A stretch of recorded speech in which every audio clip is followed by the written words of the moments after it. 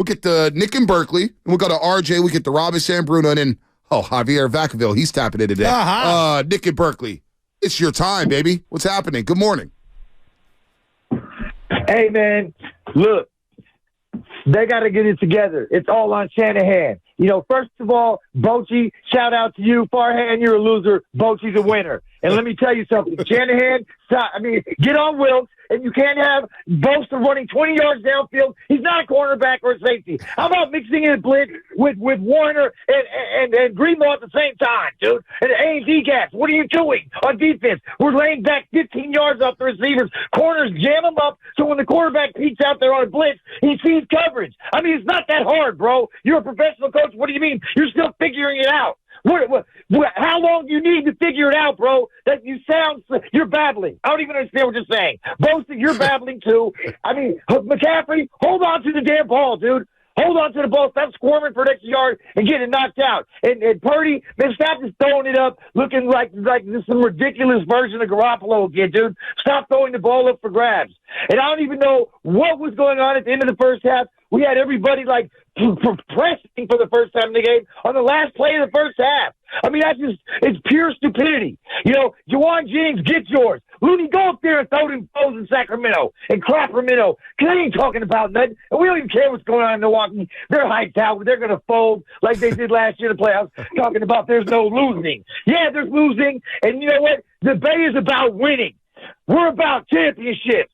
We need to get over all this jibber jabber and get out there and get some snot knockers and start knocking these cats around on the field. Bosa, what are you doing, dude? What are you doing? Experimenting? Man, say that. I don't even think you're babbling again, bro. I don't even know what that means. You're just babbling like a child, bro. It is ridiculous.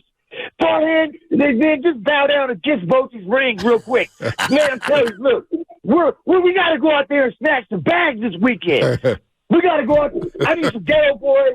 My mind's playing tricks on me, you know what I'm saying? We have Thank you, Ghetto Boys. Not the fans are on Halloween, you know what I'm saying? Let's go snatch some bags. Go up there in Sacramento. Like Guru said, I'm emotionally invested. Now, my daughter told me when she was 7 years old, I'm going to be a college softball player. And yeah, she did. She went to College World Series, and then she made first team All Big West when UCSD won Division I. And she coaches with me. And I'm telling you, there's no greater joy than hanging out with your kids and watching them grow playing sports. And if these pro players don't understand that, remember where you came from. Remember all the dog days when you were getting hit in the mud and crying to your daddy. And then now where you paid, now you crying again? Man, get out there and get some wins.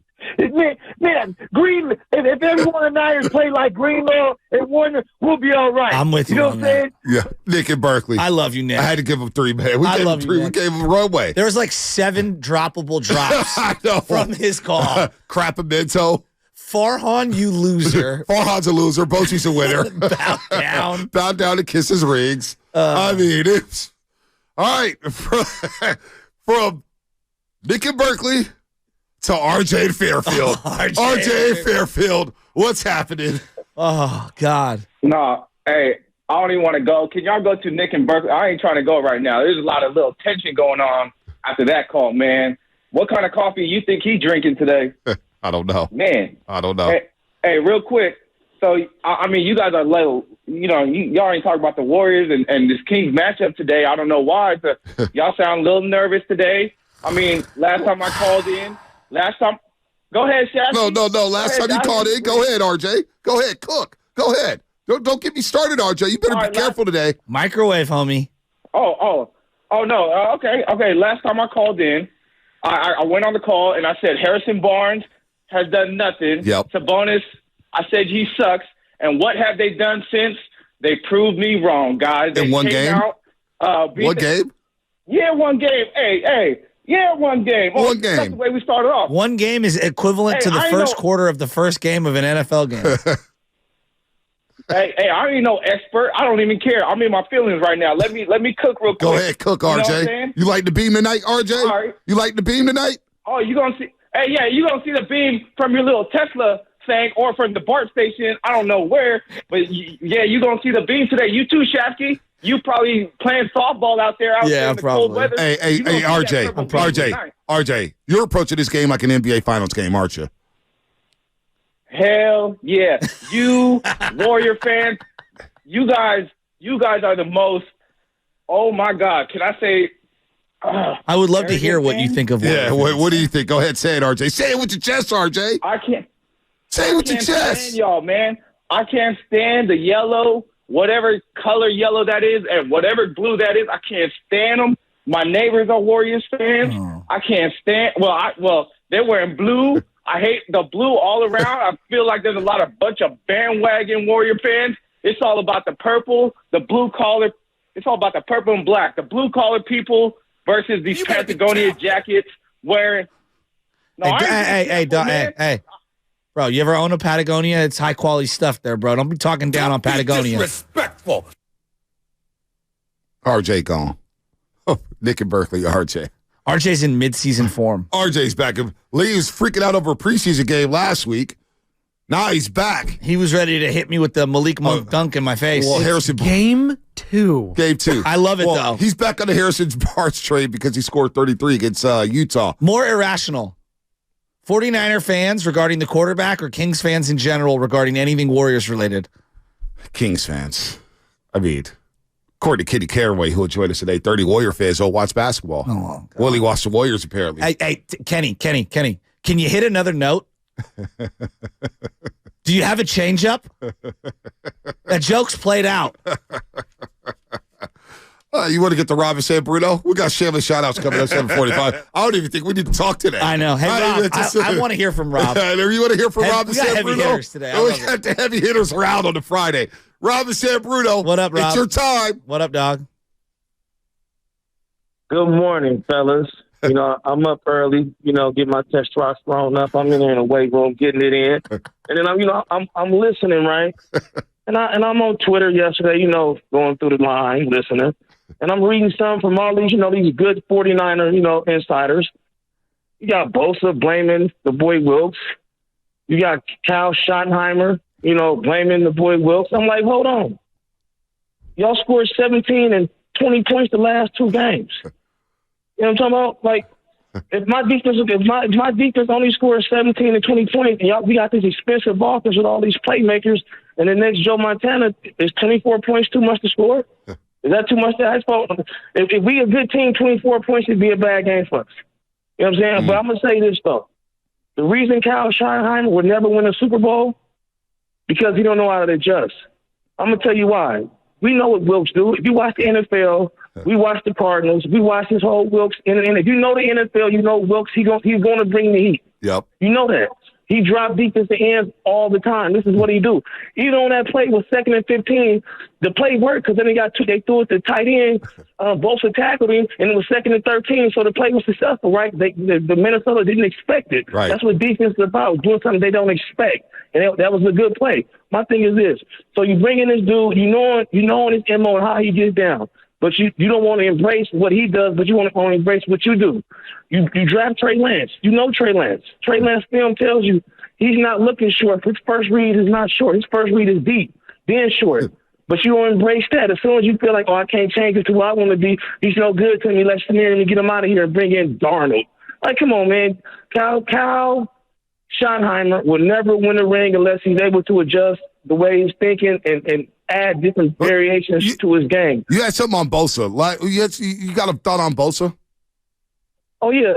Like I told you earlier in the season, later last year, there was some sucker stuff going on in that locker room.